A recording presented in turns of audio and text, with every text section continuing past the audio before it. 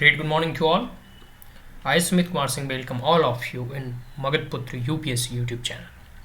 My dear friends, आज के हम इस डेली करंट अफेयर टॉपिक्स में जितने भी इंपॉर्टेंट करंट अफेयर्स हैं, चाहे द हिंदू से हो, इंडियन एक्सप्रेस हो और द PIB से, इन तमाम करंट अफेयर्स को आज से हम लोग कवर करेंगे. तो आइए स्टार्ट करते हैं. और if you are the first time on my channel then like it, share it as well as subscribe it. You may also follow me on the Twitter as well as you can join the telegram channel for PDF. 26th November 2021. देखिए, सबसे पहले जो हमारा news है वो है science ministry से, या फिर साइंस के मिनिस्टर जो है रिसेंटली जो है कह सकते हैं कि कल के ही दिन इंडिया एंड यूके जो है, यूके के भी साइंस के मिनिस्टर थे, विज्ञान के मंत्री, और भारत के विज्ञान के मंत्री जो है, दोनों ने डिस्कस किया ग्रीन एनर्जी कोलैबोरेशंस को लेकर. ठीक है, हरित ऊर्जा से संबंधित एक डिस्कशन हुआ, एक कोलैबोरेशन हुआ, जिसमें कि हमारे जो यूनियन मिनिस्टर हैं डॉक्टर जितेंद्र सिंह, और यूनाइटेड किंगडम के यूनियन साइंस मिनिस्टर हैं, मतलब वहाँ के, वो है जॉर्ज फ्रीमैन. ठीक है, इन दोनों के मध्य में जो है हरित ऊर्जा और ग्रीन एनर्जी से संबंधित जो वार्ता हुआ, उसमें महत्वपूर्ण जो चीज़ें हैं उसमें ऐसा रखा गया कि कैसे किस प्रकार से ग्रीन एनर्जी, ग्रीन इनोवेशन में हम लोग एक देश दूसरे देशों के साथ कोलैबोरेट करके हम कह सकते हैं कि इस क्लाइमेट चेंज की इस भविष्य की त्रासदी से हम उभर सकते हैं. उसी में जो है उन्होंने प्राइम मिनिस्टर के और यूके के जो है कह सकते हैं कि एक जो आपसी सहयोग से कह सकते हैं कि ऐसा कहा जा रहा है कि इंडिया एंड यूके जो है इमर्ज हुआ है India second largest international research and innovation partner. ठीक है, मतलब इंडिया और यूके दोनों जो है कह सकते हैं कि पूरी के पूरे दूसरे पायदान पर है भाई second international research and innovation partnership में. ठीक है, और India UK science and technology collaboration जो है जीरो बेस, मतलब जीरो से स्टार्ट होकर अभी 300 से 400 मिलियन का कह सकते हैं कि साइंस एंड टेक्नोलॉजी, विज्ञान के और तकनीक के क्षेत्र में अभी दोनों देशों के बीच में कोलैबोरेशंस हो रहा है, सहयोग हो रहा है. ये पहला चीज़ क्लियर हो गया.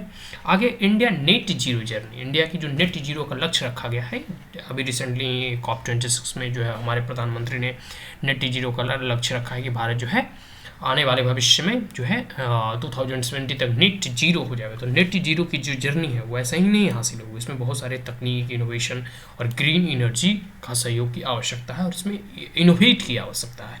तो एनर्जी इफिशियंसी पे काम करना होगा, रिन्यूएबल एनर्जी के ऊपर काम करना होगा. ठीक है, आर द सेंट्रल पिलर, मतलब एनर्जी इफिशियंसी, किस प्रकार जो एनर्जी है उसे हम इफिशियंट वे में यूज करें, और किस प्रकार से हम रिन्यूएबल एनर्जी को अधिक से अधिक जो है जैसे सौर ऊर्जा वगैरह पे जो है हम जो डेवलप करें. तो इंडिया का इनिशिएटिव जो लिया गया है, सभी को मालूम है कि इंडिया सोलर अलायंस के बारे में, कि किस प्रकार से इंडिया जो है सोलर, जितने भी कह सकते हैं ट्रॉपिक ऑफ कैंसर और ट्रॉपिक ऑफ कैप्रिकॉर्न या और इक्वेटर के मध्य में जितने भी नेशंस हैं उसके साथ सोलर अलायंस किया है. फिर क्लीन एनर्जी मिशन पे भी कार्य कर रहा है.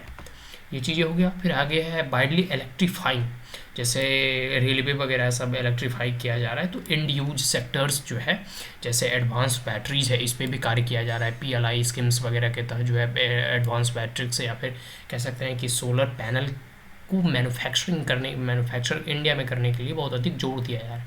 आगे यूटिलाइजेशन एंड स्टोरेज, किस प्रकार से जैसे हम सोलर पावर तो हम जनरेट कर देंगे, उसका हम सही तरीके से यूटिलाइजेशन और स्टोर कैसे करना, इस पर भी जो है बातें कही जा रही है. आगे hydrogen and hydrogen related fuels, hydrogen mission, देखिए बजट में ये आया था, हाइड्रोजन मिशन के बारे में चर्चा किया गया था. तो hydrogen and hydrogen related fuels के बारे में भी बात कही गई है, एंड बायो एनर्जी से संबंधित भी चर्चा में आया. आगे बोलते हैं कि corporation to the next level, अब इस कॉर्पोरेशन को, इंडिया यूके के कॉर्पोरेशंस को नेक्स्ट लेवल पे जाना है, अधिक से अधिक जो है रिसर्च पे हमें जोर देना है, बल देना है. ठीक है, फॉर एग्जांपल के तौर पर energy security food and agriculture से संबंधित है, वाटर है, हेल्थ है, क्लाइमेट चेंज है, सभी को मालूम है क्लाइमेट चेंज से पूरा विश्व जूझ रहा है, इन्वायरमेंटल स्टडीज़ है. इन तमाम चीज़ों पे जो है रिसर्च करना है, ताकि हम क्लीन एनर्जी और जितने भी आयाम हैं, डायमेंशंस हैं, और फ्यूल से संबंधित या क्लीन एनर्जी, ग्रीन एनर्जी से संबंधित, उस पर हम लोग चर्चा करेंगे. ठीक है, आगे स्पिरिट ऑफ कोलैबोरेटिव फोरसाइट, और भविष्य को देखते हुए जो है हमें जो हमारा स्पिरिट है होना चाहिए, या फिर जो हमारे एक दूसरे देशों के मध्य में जो कोलाबरेटिव स्पिरिट है और साइंस बेस्ड सॉल्यूशन है, मतलब विज्ञान आधारित समाधान है, इस पर जो है बहुत ही अधिक जोर दिया जा रहा है। और multitude challenges faced by the humanity, और पूरे मानव समाज, देखिए क्लाइमेट चेंज से सिर्फ एक राष्ट्र इससे कह सकते हैं इफेक्टेड है ऐसा नहीं, पूरे के पूरे विश्व इससे इफेक्टेड है। तो पूरे मानव जाति के ऊपर आने वाले भविष्य में जो त्रासदी आने वाले, जैसे फ्लड हो गया, कहीं ड्राउट हो गया, कहीं मॉनसून का ना होना हो, या फिर जिस प्रकार से क्लाउड ब्रस्ट हो गया, टाइफून्स वगैरह हो गए, या जितने भी तूफान वगैरह आते हैं, सुनामी वगैरह, तो ये दे आर द कह सकते हैं ना कि end product of the climate change. तो इन त्रासदियों से उभरने के लिए साइंस बेस्ड और विज्ञान कह सकते हैं कि आधारित समाधान की आवश्यकता है, जिसमें दोनों देश जो मिलकर काम कर रहे हैं। आगे India support one health, India का जो सपोर्ट है वो है one health approach, and it has proposed global equality, equitability, global मतलब विश्व के स्तर पर, चाहे गरीब देश हो अमीर देश हो, सबको जो है हेल्थ की फैसिलिटी इक्वल वे में अप्रोचेबल हो और उसे अप्रोच कर सके। फिर हेल्थ इंफ्रास्ट्रक्चर डेवलपमेंट पे भी जोर दिया गया है to counter the future challenge, ताकि भविष्य में जैसे कोविड-19 जैसी अगर त्रासदी कभी आए तो उससे निपटा जा सके। आइए अब दूसरा न्यूज़ देखते हैं। सबसे इंपॉर्टेंट है कि government of India release fund for wage and material. Bharat सरकार जो है एक न्यूज़ बहुत आ रहा था कि इसमें कि जो Mahatma Gandhi national rural employment guarantee योजना था, इसके अंतर्गत जो है ना कि फंड की कमी हो रही, मतलब फंड जो है इस कोविड-19 के कारण जो है ना सारा का सारा फिनेंशियल स्ट्रक्चर हो, इकोनॉमी हो, पूरी की पूरी विश्व की अर्थव्यवस्था चौपट हुई है, जिसमें कि भारत उससे अछूता नहीं, और भारत पर भी इसका इनडायरेक्टली और डायरेक्टली प्रभाव पड़ा है। तो बेसिस एंड मटेरियल किससे संबंधित है? ये नरेगा का जितना भी स्कीम था ना, उसका जो फंड है वो सही तरीके से एलोकेट नहीं हो पा रहा है, तो जिसमें फिर गवर्नमेंट का बयान आया कि गवर्नमेंट ने रिसेंटली जो है फंड जो है रिलीज कर दिया है। तो Mahatma Gandhi national rural employment guarantee act जो है, महात्मा गांधी नरेगा जो है प्रोवाइड कराता है, एक गारंटी प्रोवाइड कराता है रूरल इंडिया में, मतलब 100 दिन का जो है आपको काम दिया जाएगा। अगर 100 दिन का ये काम देने में असक्षम सिद्ध होती है तो आपको 100 दिन का यह मजदूरी या वेतन प्रोवाइड कराएगी, जितने भी अनएम्प्लॉयड है रूरल इंडिया में, मतलब ग्रामीण क्षेत्रों में। ठीक है, तो कह सकते हैं कि महात्मा गांधी नेशनल रूरल या फिर नरेगा स्कीम जो है एक ग्रांटी योजना है, मतलब एक ग्रांटीड है, आपको 100 दिन का यहाँ रोजगार देगा ही देगा। अगर नहीं मिला आपको सरकार की तरफ से तो 100 दिन का कह सकते हैं कि पेमेंट मिलना ही मिलना है। ठीक है, तो ये स्कीम के तहत जो फंड था एलोकेशन वो किसी भी कारणवश की वजह से जो है रुक चुका था, इसके लिए जो है रिसेंटली जो है भारत सरकार ने फंड रिलीज कर दिया। तो डिमांड ड्राइवन यह स्कीम है। ठीक है, during the current financial year so far more than 240 crore persons day, मतलब 240 करोड़ व्यक्ति दिन का जो है इसमें जो है डिमांड जो है बेनिफिशरीज के द्वारा आया गया है और उसे प्रोवाइड किया गया है, जो कि 18% जो है फंड का एलोकेशन जो है from the current financial year in comparison to previous year जो है एज बजट एस्टिमेटेड, मतलब इंक्रीज हुआ है, वृद्धि हुआ है, मतलब पिछले सालों की अपेक्षाकृत इसमें 18% फंड का एलोकेशन का इंक्रीज हुआ है। तो मिनिस्ट्री ऑफ फाइनेंस जो है is requested to provide the fund, और मिनिस्ट्री ऑफ फाइनेंस जो है सभी को फंड प्रोवाइड कराती है, तो वही स्कीम के लिए भी वही फंड प्रोवाइड कराएगी, तो इसके लिए उनसे रिक्वेस्ट किया गया। And ministry of finance allocated additional fund, और साथ साथ मिनिस्ट्री ऑफ फाइनेंस जो है एडिशनल फंड एलोकेट की है 10,000 करोड़ रुपीज़ का। ठीक है, for the Mahatma Gandhi national rural employment guarantee योजना के अंतर्गत एक इंटरिम मेजर लिया गया है। इंटरिम मेजर मतलब तत्कालिक समाधान के रूप में तत्कालिक स्टेप लिया गया है, और फ्यूचर में और फर्दर एलोकेशन के लिए जो है अभी असेसमेंट किया जा रहा है, मूल्यांकन किया जा रहा है, और जैसे मूल्यांकन कर लिया जाएगा फिर फर्दर डिमांड जो है उसके अकॉर्डिंग फिर जो है उस एस्टिमेट के अकॉर्डिंग जो है फिर फंड एलोकेट कर दिए जाएंगे। आगे नेशनल मिल्क डे। ठीक है, नेशनल मिल्क डे 2021 बहुत ही इंपॉर्टेंट है रूरल इंडिया या फिर कह सकते हैं एग्रीकल्चर से रिलेटेड। तो union minister of fisheries animal husbandry and dairying जो है श्री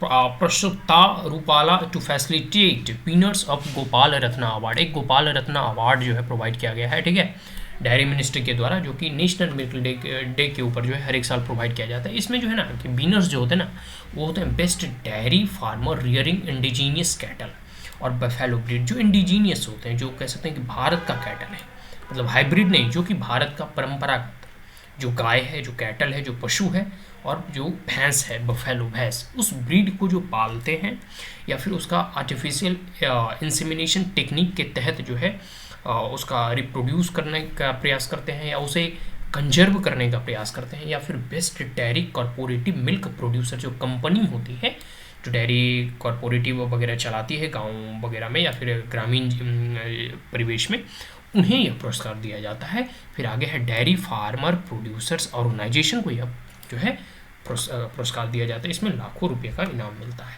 तो नेशनल मिल्क डेयरी जो है, जो डे है, नेशनल मिल्क डे जो है वो सेलिब्रेट किया जाता है किन के बर्थ एनिवर्सरी में? तो birth anniversary of doctor Varghese Kurien. Doctor Varghese Kurien का जो कह सकते हैं ना कि मिल्क मैन ऑफ इंडिया इन्हें कहा जाता है, और जो कह सकते हैं ना कि पूरे के पूरे, अभी तुम गुजरात या अमूल वगैरह देखोगे, या फिर वाइट रेवोल्यूशन जो भारत में कह सकते हैं ना कि मिल्क की आपूर्ति को पूरा करना, या फिर वाइट रेवोल्यूशन जो चलाना, ये वर्गीस कुरियन की ही देन है। इनके द्वारा ही मिल्क रेवोल्यूशन या फिर वाइट रेवोल्यूशन को भारत में गति दिया गया, और इनका बहुत बड़ा योगदान है। इसलिए इनके जन्मतिथि को नेशनल मिल्क डे के रूप में मनाया जाता है। आगे आधार, इंपॉर्टेंट न्यूज है Aadhaar, a critical piece of digital architecture. Aadhaar को जो है ना एक क्रिटिकल पीस कहा गया है डिजिटल आर्किटेक्चर को लेकर। मतलब अब इसमें जानेंगे आधार के बेनिफिट, ठीक है, और आधार आने वाले भविष्य में आधार 2.0 इसके क्या मायने हैं, ठीक है। आधार 2.0 तो ousting the next era of digital identity. सभी को मालूम है कि आधार हम लोग आइडेंटिटी के रूप में यूज करते हैं, ठीक है। एंड स्मार्ट गवर्नेंस में बहुत बड़ा योगदान है आधार का, ठीक है। एंड वर्कशॉप एक विज्ञान भवन में आयोजित किया गया था, ठीक है। तो उसी को लेकर जो है आधार जो है 2.0 न्यू इरा में किस प्रकार से जो है यह एक डिजिटल आइडेंटिटी और स्मार्ट गवर्नेंस में यह मदद करेगा, ये हेल्पफुल होगा। इसी को लेकर एक वर्कशॉप रिसेंटली ऑर्गेनाइज किया गया है, Aadhaar a critical piece of digital architecture, ठीक है। तो इस कह सकते हैं ना, इसका उद्देश्य था, इस वर्कशॉप का जो उद्देश्य था वह था कि catalyse the realisation of an ambitious vision of prime minister. जो प्रधानमंत्री का विजन है, ठीक है, जो उद्देश्य है, जो गोल है, कह सकते हैं कि giving the right direction and shape to the spirit of digital India. Digital India को एक राइट डायरेक्शन, एक सही दिशा देना है, उसको सही आकार देना है, ठीक है।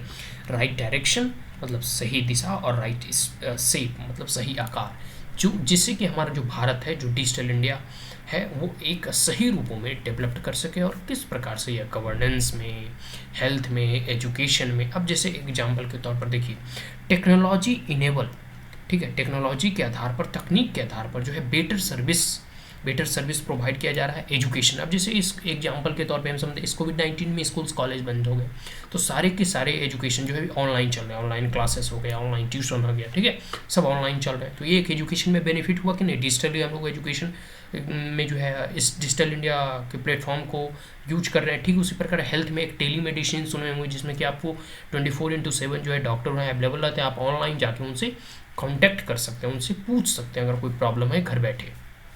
एग्रीकल्चर में हम डिजिटल इंडिया का कैसे यूज करते हैं, जैसे कह सकते हैं कि इंश्योरेंस वगैरह के कवरेज में, या फिर आपके कुछ लॉसेस वगैरह हो गए, या फिर कर्ज, लोन या क्रेडिट को देने में डायरेक्ट डीबीटी के थ्रू, डायरेक्ट बेनिफिट ट्रांसफ़र के थ्रू। जैसे मोदी का एक स्कीम है जिसमें कि 6,000 का ईयरली जो है किसानों को दिया जाता है। तो एक प्रकार से कह सकते हैं कि डायरेक्ट डीबीटी के थ्रू आधार जो बेस्ड है उसे लिंक करके, बैंक से लिंक करके, मोबाइल से लिंक करके, डायरेक्ट बेनिफिट ट्रांसफ़र के अकॉर्डिंग जो है डायरेक्ट खाते में जो है चला जाता है बिना किसी बिचौलिए के। तो यह जो इंश्योर करता है ट्रांसपेरेंसी, और यह एग्रीकल्चर में बहुत बड़ा योगदान प्ले करता है। किस प्रकार से ट्रांसपेरेंसी लाता है और अकाउंटेबिलिटी मतलब जवाबदेही तय करता है सरकार का। एक बार पता है, एक राजीव गांधी जो हमारे कह सकते हैं कि फॉर्मर प्राइम मिनिस्टर थे, प्रधानमंत्री, उन्होंने कहा था कि हम दिल्ली से 1 रुपया भेजते हैं, और जो है आम लोगों को जो जिनको मिलना चाहिए वो वहाँ मात्र 25 पैसा पहुँचता है। मतलब 75 पैसा जो है मिडिल मैन मतलब घूस में कोई ले लिया, या फिर कहीं बीच में ही बिचौलिए ने खा गया। अब जो है अगर सरकार 1 रुपया भेजती है तो वो पूरे के पूरे 1 रुपया जो है आम जनता के बैंक में डायरेक्ट पहुँचती है। तो ये बेनिफिट हुआ आधार का और डायरेक्ट डीबीटी का, डायरेक्ट बेनिफिट ट्रांसफर का। फिर गवर्नेंस में, ई गवर्नेंस में भी बहुत योगदान फैक्टर प्ले करता है, ठीक है। और offering service on mobile, mobile पे जो है सारा सर्विस अवेलेबल हो जाता है, ठीक है। जैसे बहुत सारे ऐसे भीम ऐप वगैरह हो गया, या फिर डिजिटल इंडिया से संबंधित अभी देखो कोविड-19 का जितने भी वैक्सीन लगाने जाते हैं तो उसका सर्टिफिकेट जो है डिजिटली कोविन पे अवेलेबल है। फिर इसी प्रकार उमंग ऐप है। तो जितने भी ऑनलाइन सर्विसेज हैं सारे के सारे अब डिजिटली मोबाइल पे और लैपटॉप पे अवेलेबल है।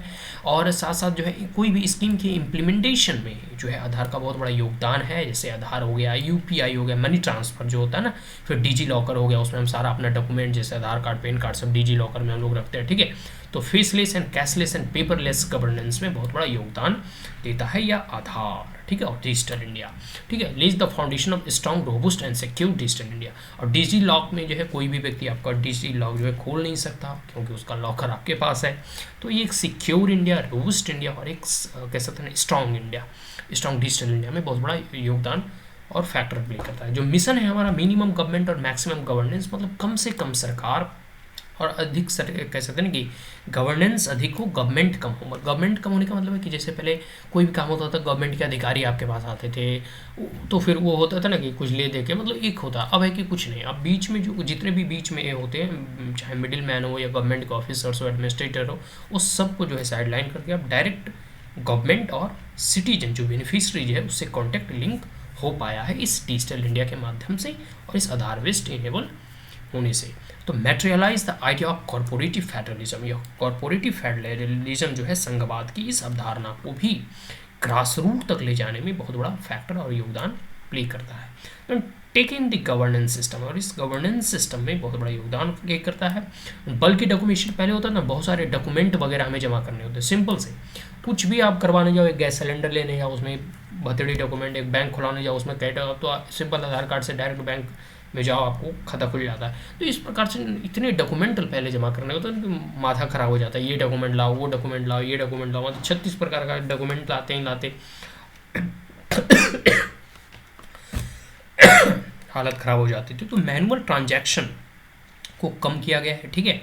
At official in between to unique identification system and sophisticated digital transaction without middle man, कोई भी मिडिल मैन अब बिचौलियों के बिना अब हम कार्य कर सकते हैं और अपने जो है कोई भी ऑफिशियल वर्क हो, नॉन ऑफिशियल वर्क हो, डिजिटल ट्रांजैक्शन हम कर सकते हैं किसी भी बिना बिचौलिए की मदद लिए और घूस दिए।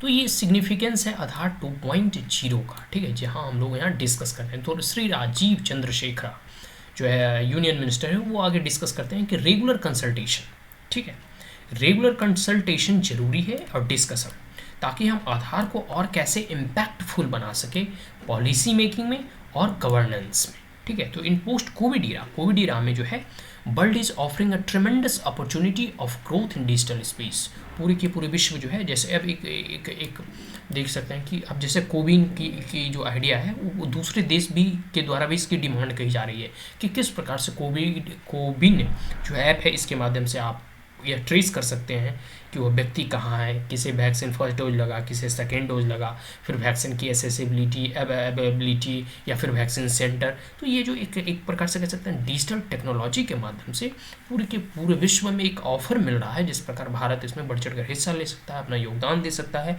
और डिजिटल ग्रोथ में, डिजिटल स्पेस के ग्रोथ में एक अपॉर्चुनिटी है, एक संभावना है जिसमें भारत बहुत कुछ कर सकता है। आगे है our ambition is not just limited to domestic need, और पहले बताया कि भारत का यह जो है नीड नहीं है कि सिर्फ और सिर्फ घरेलू काम करे, हमेशा वसुधैव कुटुंबकम की विचारधारा और कह सकते हैं आइडियोलॉजी में, फिलॉसफी में बिलीव करते हैं भारत के लोग और भारत की सरकार। तो यह ग्लोबल स्केल में किस प्रकार भारत योगदान दे सकता है डिजिटल इंडिया के माध्यम से, डिजिटली वर्ल्ड में अपना अपॉर्चुनिटी को देखते हुए, अवसर को देखते हुए किस प्रकार से भारत योगदान कर सकता है। फिर आगे national security issue is very important, it demand for trusted ID. National security बहुत इंपॉर्टेंट है, इसके लिए ट्रस्टेड आईडी हो सकता है आधार कार्ड फ्यूचर में, क्योंकि इसमें आपका फिंगरप्रिंट रहता है, इरिस स्कैन रहता है। तो मान लेते हैं कोई धोखाधड़ी से करके मतलब कह सकता है कि आने वाले समय में कि मैं इस देश का नागरिक हूँ, तो हो सकता है आईडी प्रूफ के रूप में आधार मांग लिया जाए कि आप दिखाइए इतने सालों का आईडी प्रूफ, कितने सालों से, और वो कह सकते हैं कि ऑलरेडी जो है गवर्नमेंट के वेबसाइट पे UIDAI के अंतर्गत जो है वो ऑलरेडी अपलोड रहता है। तो भविष्य में आप कोई धोखाधड़ी सरकार से नहीं कर सकते। Aadhaar 2.0 is a scenic with contemporary requirement given to ever emerging dynamic digital environment। जो भविष्य में 2.0 है आधार 2.0 वो डायनेमिक्स डिजिटल जो वातावरण है इसमें बहुत योगदान और फैक्टर प्ले करेगा। आगे वेरियस गवर्नमेंट जो है प्रोग्राम, बहुत सारे मैंने प्रोग्राम का पहले ही बता दिया कि किस प्रकार वो आधार से लगभग लगभग कहा जाता है 330 डीबीटी वेलफेयर स्कीम्स जो है वो सरकार का इस आधार बेस्ड जो है प्लेटफॉर्म के द्वारा जो है डायरेक्ट बेनिफिशरीज के अकाउंट में ट्रांसफ़र कर दिया जाता है। 313 ऐसा स्कीम है जो सरकार के द्वारा, जिसमें कि फंड या पैसा सब्सिडी जो भी दिया जाता है, जैसे गैस का सब्सिडी डायरेक्ट जो है आपके बैंक अकाउंट में मिलता है। तो ये एक प्रकार से ये कह सकते हैं आधार का बहुत बड़ा बेनिफिट है, जिसमें कि बिचौलिया और मिडिलमैन हट जाते हैं। आपका जितना पैसा सरकार देती है वो आपके बैंक में जाती है, ठीक है। तो इसमें सरकार ऐसा कहती है कि इसमें लगभग 1800 बिलियन का इसमें सेव हुआ है मॉनेटरी, मतलब 1.80 लाख करोड़, मतलब 1.80 लाख करोड़ का बचत हुआ है सरकार के खजाने का इस आधार को लिंक करने से। सोचिए पहले 1,80,000 कह सकते हैं 1.80 लाख करोड़ जो है बिचौलिए और मिडिलमैन या फिर कोई भी सरकारी अफसर जो घूस वगैरह लेते तो वो खा जाते थे। अब इतना बचत हुआ है इस आधार इनेबल्ड और डीबीटी के द्वारा, डायरेक्ट बेनिफिट ट्रांसफ़र के द्वारा। इसमें बहुत सारे फेक जो होते हैं ना कागज, पहले राशन वगैरह जो मिलता था उसमें जो है डुप्लीकेट नाम चढ़ा के जो है उसका राशन लेके और फिर बिचौलिया या फिर जो डीलर वगैरह होता था वो बेच देता था। वो सब हट गए क्योंकि आधार से लिंक हो गया, एक व्यक्ति का एक ही आधार होता है, अब भाई वो डुप्लीकेट कागज बना ही नहीं सकता। तो ये है बेनिफिट। एंड आगे है UITI is working progressively to make Aadhaar comprehensive. अब आधार को और कम्प्रहेंसिव बनाने के लिए जो इसकी ऑर्गेनाइजेशन है UITI और अधिक तरीके से कार्य कर रही है। और जो नीच टेक्नोलॉजी है, ठीक है, जो नीच टेक्नोलॉजी है जैसे आर्टिफिशियल इंटेलिजेंस हो गया और मशीन लर्निंग, इससे भी लिंक करने की बात कही जा रही है, आर्टिफिशियल इंटेलिजेंस और मशीन लर्निंग, ताकि आधार को जो है non partition data centric governance में जो है यह प्रोवाइड कराया जाए और किस प्रकार से आधार को और सिटीजन इनेबल गवर्नेंस में और मददगार सिद्ध साबित हो सके। This will not only help in the efficient impact assessment analysing data, यह जो है आने वाले भविष्य में डाटा का एनालिसिस में, विश्लेषण में और इसके मूल्यांकन करने में सिर्फ ही मदद नहीं होगा, बल्कि introduce digital check to the flow of fund, और भविष्य में यह जो फ्लो ऑफ फंड होता है इसमें डिजिटली तौर पे जो है इसको चेक करने के लिए, मतलब कोई गड़बड़ी ना हो, इसमें भी यह योगदान फैक्टर प्ले करता है। और सभी को मालूम है कि आधार जो है रेसिडेंट के द्वारा आइडेंटिटी प्रूफ के रूप में यूज किया जाता है। फिर ABP पेमेंट आधार इनेबल्ड DBT पेमेंट्स, इसका हम लोग ऑलरेडी जिक्र कर चुके हैं। फिंगरप्रिंट, सभी को मालूम है फिंगरप्रिंट और फेस का इरिस स्कैन वगैरह जो होता है वो न्यू पासपोर्ट हो सकता है भविष्य में। जैसे आप बैंक का अकाउंट जो भी वगैरह खुलता है या फिर कुछ भी मोबाइल वगैरह से, तो देखिए मोबाइल में भी आ गया फेस लॉक आ जाता है। तो ये भविष्य में एक नया स्कोप हो सकता है कि आप फिंगरप्रिंट के द्वारा जो है कहीं से भी, जैसे ATM में आज पिन यूज करते हैं, may be in future pin ना हो, आप फिंगरप्रिंट दबाएं अपने जो है कैश को निकालें। तो ये कह सकते हैं एक प्रकार से नई नई तकनीक और किस प्रकार से आधार के फीचर्स को हम यूज करेंगे आने वाले समय में, जो भी वैल्यूएबल सर्विस को प्रोवाइड कराने में और अपनी जो है गवर्नेंस को इजी आउट करने में। आगे beginning of a new Ira of digital identity and smart governance, और एक नया युग प्रारंभ हो रहा है डिजिटल आइडेंटिटी को लेकर और स्मार्ट गवर्नेंस से संबंधित, ठीक है।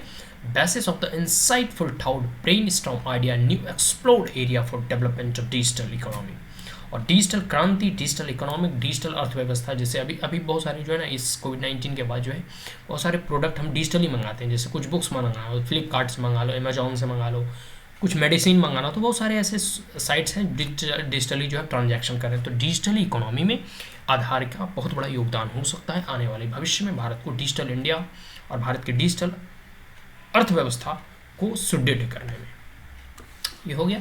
अगला न्यूज़ है INS बेला, ठीक है, जो कि कमीशन किया गया है नेवल डॉकयार्ड मुंबई में। नेवल डॉकयार्ड जो मुंबई में है वहाँ INS बेला जो है कमीशन किया गया है।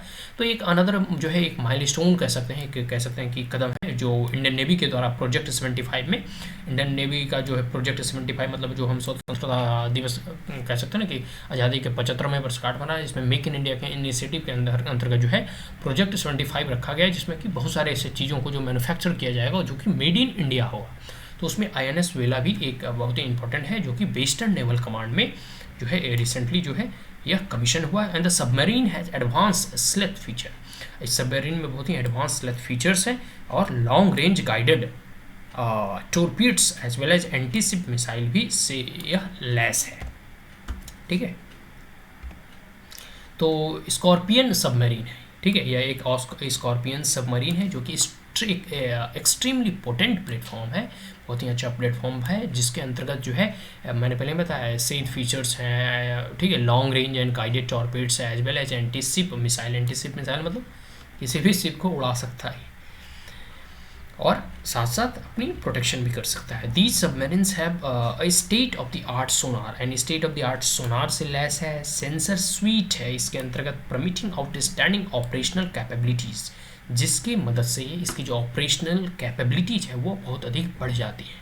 And they also have an advanced permanent magnetic, ठीक है, इसके अंतर्गत जो है एडवांस परमानेंट मैग्नेटिक साइक्टोरस मोटर्स लगा हुआ है, ठीक है, PERMASYN, ठीक है, और इस कह सकते हैं एज इट्स प्रोपल्सन मोटर, इसे प्रोपल्सन मोटर के भी इसमें फीचर्स दिया गया था। कुछ इंपॉर्टेंट चीज जो था INS बेला को मैंने बता दिया। अगला न्यूज है ग्रुप ऑफ फूड सेक्रेटरीज।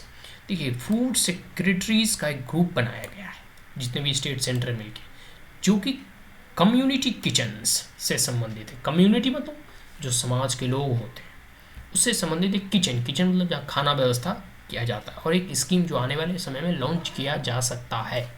तो सेंटर जो है केंद्र सरकार के द्वारा कंस्टिट्यूट किया गया है।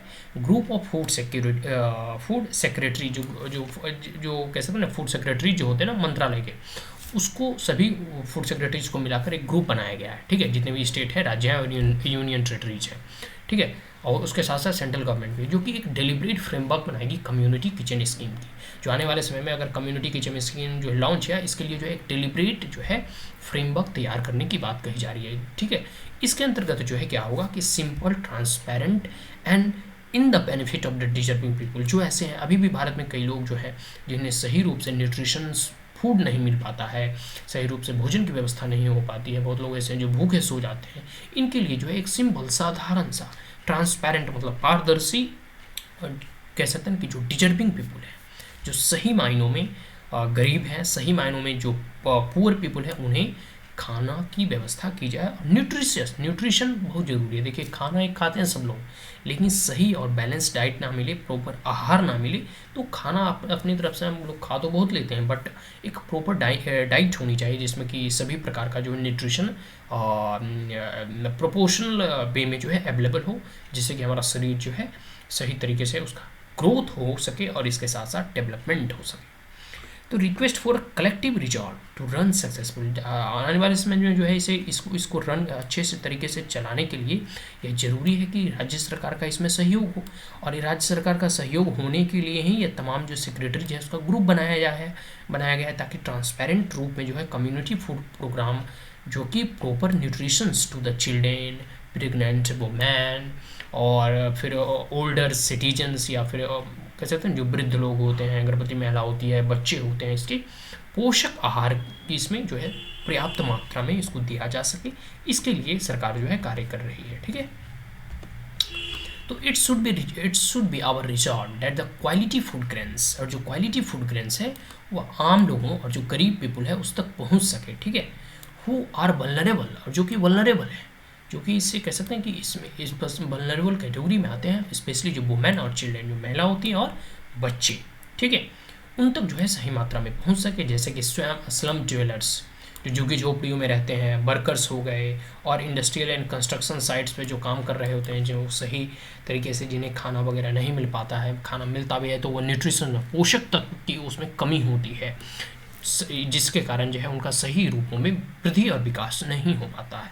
तो प्रधानमंत्री गरीब कल्याण अन्न योजना के बारे में आप लोगों ने सुना ही होगा, ठीक है, जो कि कह सकते हैं कि इस कोविड-19 में किस प्रकार से जो है सभी को जो है फूड ग्रेन जो है प्रोवाइड किया गया है। इसमें कि लगभग 80 करोड़ जो है बेनिफिशरीज इसमें बेनिफिट हुए हैं। तो फ्री फूड ग्रेन 5 किलो गेहूँ चावल और कह सकते हैं 1 किलो दलहन मतलब 1 किलो दाल प्रोवाइड कराया गया है। इसके साथ जो है one nation one ration card की भी बात कही गई है, जिसमें कि अब व्यक्ति का पूरे भारत में एक ही राशन कार्ड बनेगा, वो चाहे मुंबई में रहे, महाराष्ट्र में रहे, बिहार में रहे, झारखंड में रहे, गुजरात में रहे, जम्मू कश्मीर में रहे, तमिलनाडु में रहे, केरल में रहे, कहीं भी व्यक्ति कहीं जाकर अपना राशन ले सकता है।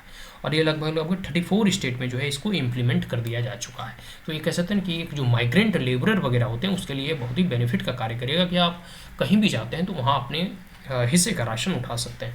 आगे Aadhaar seeding of the ration card, और इसके साथ साथ आधार सीडिंग हो रहा है राशन का, सारे राशन कार्ड को आधार से लिंक किया जा रहा है ताकि जो है उसका बायोमेट्रिकली ऑथेंटिकेट किया जा सके।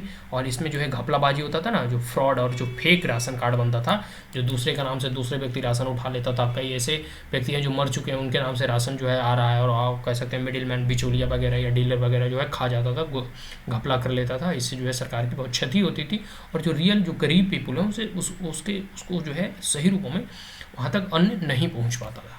तो कम्युनिटी किचन का उद्देश्य यही है कि किस प्रकार से जो है कम्युनिटी का वेलफेयर हो सके, ठीक है। और यह जो कम्युनिटी किचन है वो कम्युनिटी के लिए होगा, समाज के लोगों के लिए होगा, और इसे समाज के द्वारा ही रन किया जाएगा, इसे समाज के लोगों के द्वारा ही संचालित किया जाएगा। तो यह 4 पिलर पर बेस होगा, 4 पिलर पे आधारित होगा, जिसमें होगा कि quality, hygiene, reliability and spirit of service. मतलब जो भी हम भोजन या फिर अन्न प्रोवाइड कराएं उसमें क्वालिटी होनी चाहिए, मतलब अच्छी क्वालिटी की, अच्छी गुणवत्ता की होनी चाहिए, उसमें प्रॉपर हाइजीन होनी चाहिए, ठीक है, मतलब साफ सुथरा का ध्यान रखा जाए। रिलायबिलिटी होनी चाहिए, वो दे आर रिलायबल, ठीक है। और उसके बाद स्पिरिट ऑफ सर्विस, मतलब सेवा का भाव होना चाहिए। तो ये 4 पिलर पे स्टैंड करता है इस कम्युनिटी किचन के स्कीम्स को।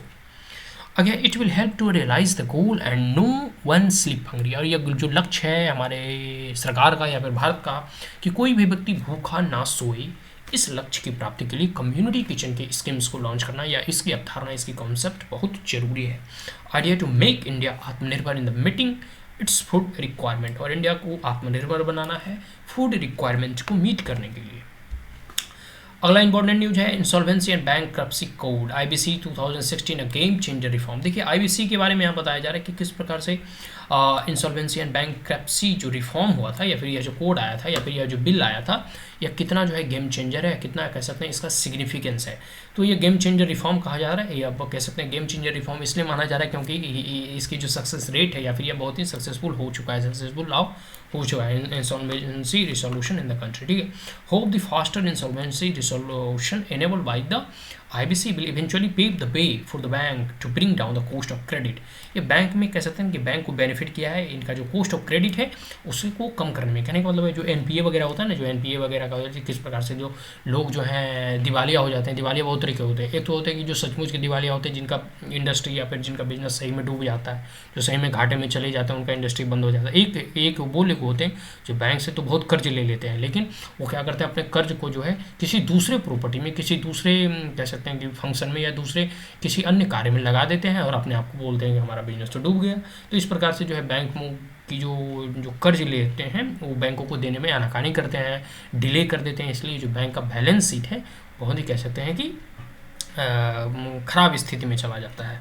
तो इस प्रकार से जो है इस इंसॉल्वेंसी एंड बैंक्रप्सी जो रिफॉर्म लाया गया था वो एक गेम चेंजर रिफॉर्म है, जिससे कि अब जितने भी बिजनेसमैन हैं वो जो देखो जो जेन्युइन जो हैं कह सकते हैं कि जिनका दिवालिया हो गया तो उन्हें तो कोई डर नहीं है, लेकिन जो इसमें फ्रॉड करते थे ना, फ्रॉडबाजी करते थे बैंक कर्मचारियों से मिलजुल कर, बहुत सारे इसमें बैंक कर्मचारी भी मिले होते थे, बहुत सारे सरकार के एडमिनिस्ट्रेटर भी इसमें मिले होते थे, तो आपस में मिलकर जो घपला करते थे ना वो अब इसमें बंद हो गया। अगर आपको जो है कह सकते हैं ना कि इसमें अब जो है कोई दिवालिया घोषित होता है इसमें, तो उसकी सरकार जो पूरी प्रोसीजर्स और उसके जितने भी कह सकते हैं ना कि एक स्पेसिफिक टाइम लिमिट के अंतर्गत जो है उसके प्रॉपर्टी को सीज कर लिया जाता है, मैनेजर को चेंज कर दिया जाता है, मैनेजमेंट को बदल लिया जाता है। तो ये जो है ना इंसॉल्वेंसी एंड बैंक्रप्सी कोड जो है बहुत ही इंपॉर्टेंट और कह सकते हैं सिग्निफिकेंस रहा, और यह एक गेम चेंजर रिफॉर्म के रूप में देखा जा रहा है। और इसके साथ साथ जो है इंडिया का जो रैंक है ना इंसॉल्वेंसी एंड कह सकते हैं India rank in resolving insolvency indicator in the World Bank ease of doing business, वो भी इसमें कह सकते हैं कि इसमें इम्प्रूव हुआ है, ठीक है। Ease of doing business report जो है वर्ल्ड बैंक का आया है, उसमें इंडिया का जो कोई भी इंसॉल्वेंसी को रिजॉल्व करने की जो प्रक्रिया है वो कितना आसान हुआ है और कितना जो है इम्प्रूव किया है, जिसमें कि 26 cent dollar to 71 cent dollar, ठीक है। रिकवरी रेट जो है हमारा जो है बढ़ चुका है एंड 84 प्लसेस राइज किया है भारत। आगे mark shift in attitude of lenders and borrower, जो लेंडर्स एंड बोरोवर का एटीट्यूड है उसमें भी मार्क शिफ्ट हुआ है। मतलब अब कोई भी जो कर्ज लेता है वो ये आनाकानी नहीं कर सकता, या घपलाबाजी नहीं कर सकता। कोई भी जो कर्जदार है जो बैंक से कर्ज लेता है वो बैंक का पैसा लेकर भाग नहीं सकता, ठीक है। और ये क्या है, deterrent against the unscrupulous borrowers. मैंने पहले बताया, जो कह सकते हैं जो जिनका उद्देश्य होता था कि पहले हम बैंक का कर्ज ले लेंगे, अरे क्या होगा, बैंक को नहीं भी चुकाएंगे तो क्या होगा, अब उसको जो है मन में एक डर बैठा है कि नहीं, अगर हम ऐसा करते हैं तो हमें जो है कह सकते हैं कि हमें पनिश भी किया जा सकता है। तो एक प्रकार से कह सकते हैं कि डिलीजेंस एंड कॉन्फिडेंस बढ़ा है बैंकों को भी कि हम अपने कर्ज को अच्छे तरीके से रिकवर कर सकते हैं, जिससे कि भविष्य में आने वाले समय में वो फिर कोई नए प्रोजेक्ट के लिए फिर से लर्निंग कर सके, फिर से वो लोन दे सके।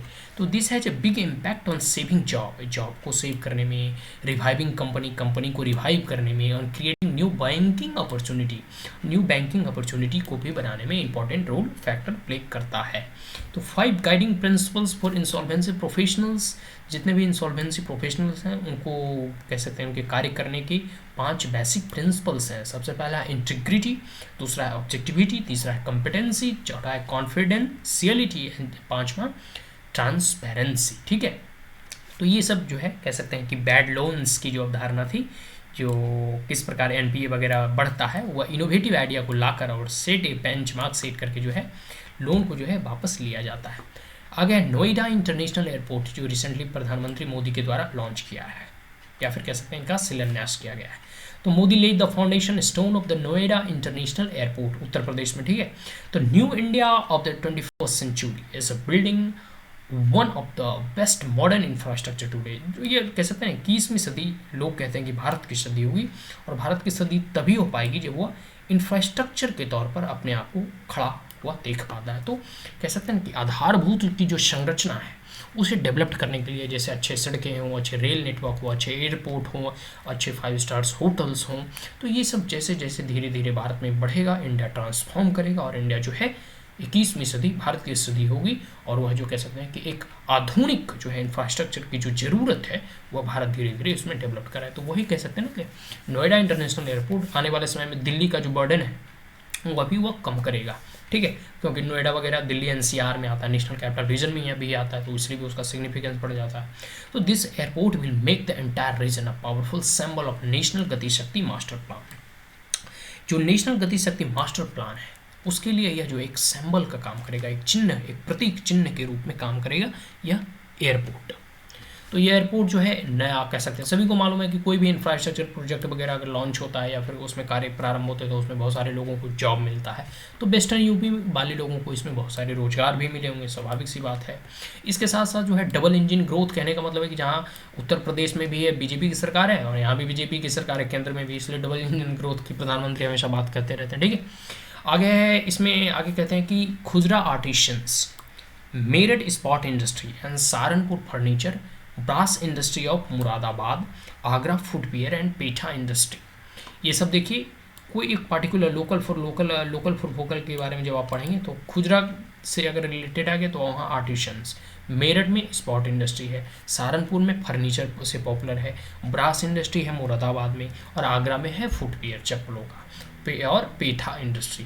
तो ये सब को आने वाले समय में यह जो इंफ्रास्ट्रक्चर है वो जो है बहुत ही इसको पॉपुलर बनाएगा, इसकी जो प्रॉफिट है या फिर कह सकते हैं इसकी जो एक पहचान है वो और देश विदेशों में जानी जाएगी, ठीक है। तो इन तमाम लोगों को और वहाँ के रहने वाले रीजन्स के तमाम लोगों को इससे बेनिफिट होगा और उससे वो लाभान्वित होंगे। तो उत्तर प्रदेश कह सकते हैं ना कि जो कह सकते हैं ऐसा वो देखिए पॉलिटिकली स्टेटमेंट है कि प्रीवियस गवर्नमेंट के जितने भी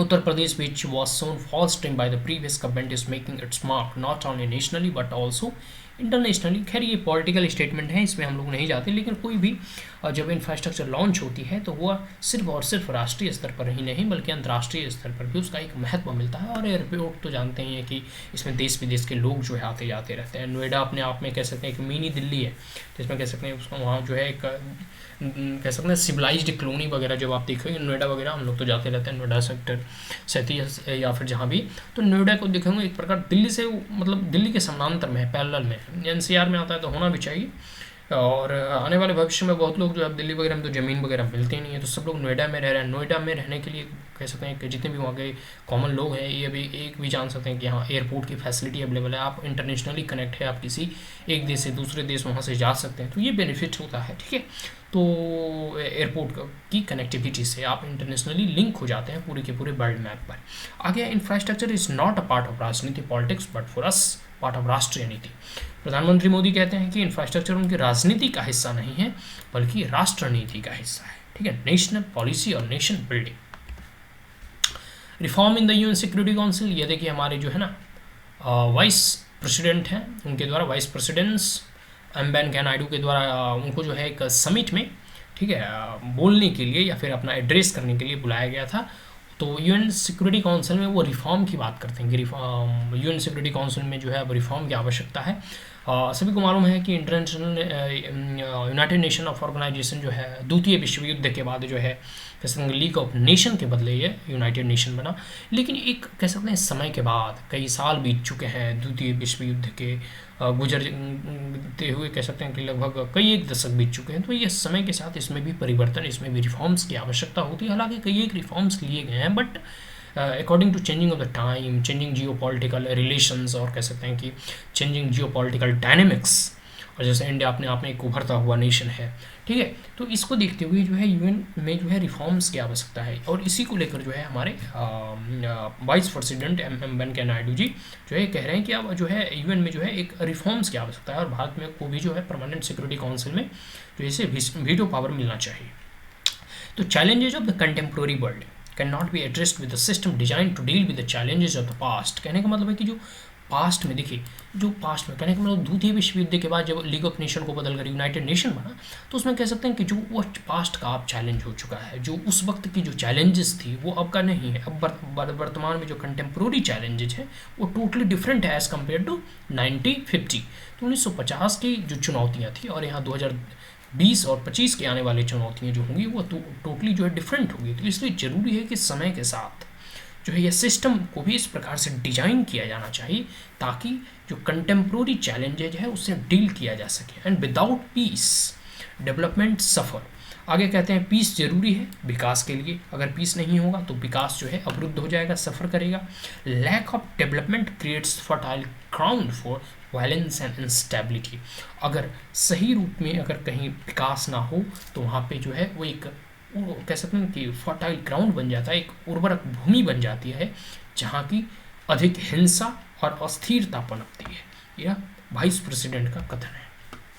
ठीक है, ये हमारे वेंकैया नायडू जी हैं जिनके द्वारा जो है रिसेंटली समिट में यह कहा गया है। ये पूरे के पूरे यूएन के मेंबर्स वगैरह होंगे और जितने डिफरेंट स्टेट्स के। ठीक है, तो रिफॉर्म मल्टीलैटरलिज्म्स की बात कही जा रही है। यह शब्द आप हमेशा सुनते रहते हैं, क्वेश्चंस भी आता है यूपीएससी में बहुत जगह है कि reform multilateralisms it is a key driving principle that India has pursued. और इंडिया रिफॉर्म मल्टीलैटरलिज्म्स के कहने का मतलब जितने भी मल्टीलैटरल इंस्टीट्यूशंस हैं उसमें रिफॉर्म करने की आवश्यकता है। जैसे जितने भी ब्रिटेन वुड इंस्टीट्यूशंस हैं, WTO हो गया, IMF हो गया, वर्ल्ड बैंक हो गया, ठीक है, इन तमाम जितने भी मल्टीनेशनल और इंटरनेशनल इंस्टीट्यूशंस हैं उसमें बदलाव की आवश्यकता है, उसमें परिवर्तन की आवश्यकता है। आगे pandemic has exposed the fault line. ये कोविड-19 की जो पेंडेमिक है वो वर्ल्ड हेल्थ ऑर्गेनाइजेशन को एक्सपोज करके रख दिया है कि वर्ल्ड हेल्थ ऑर्गेनाइजेशन विश्व की इतनी बड़ी वैश्विक त्रासदी, वंस इन ए सेंचुरी त्रासदी को डील करने में अनसक्सेसफुल रहा है।